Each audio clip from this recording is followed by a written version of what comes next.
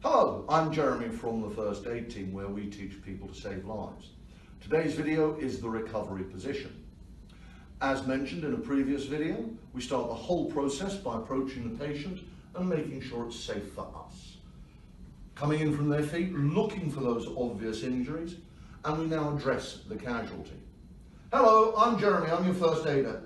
Can you hear me? Talk to me. Lack of response, so assuming it's safe for us to so do, kneel down, you can go to either side of the casualty, and we try again. Come on, talk to me. Still no response. Next up is the airway clearance. Bringing the head to the neutral position, gently, tilting it back as far as is possible without forcing it, fully extending the neck. Open the mouth, checking for obvious obstructions, and down we go. For a count of 10 seconds, I'm looking, I'm listening, and I'm feeling for that normal breathing pattern. If we haven't already done it, now would be a good time to ask a bystander to call an ambulance, giving a full postal address where possible, and telling them why you want the ambulance. Assuming we don't have any significant injuries, we now need to place the casualty in the recovery position.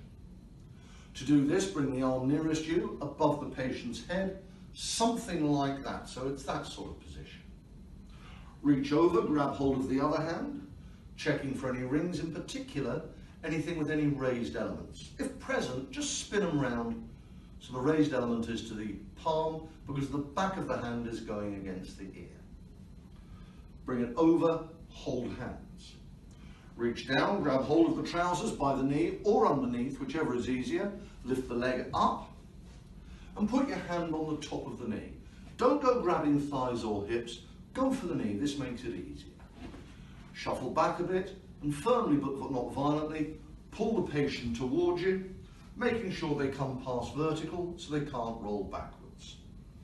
Bring the other leg around thus to keep them safe. Next up, we re-clear the airway, tilting it very slightly, the mouth very slightly floor-bound, so any vomit, etc. drains. Finally, either by putting your ear right by their mouth, or for me, I use the inside of my wrist, for a count of 10 seconds.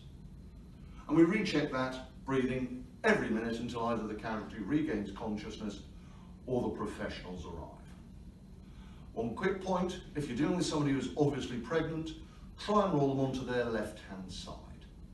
My name's Jeremy from the First Aid Team, where we teach people to save lives.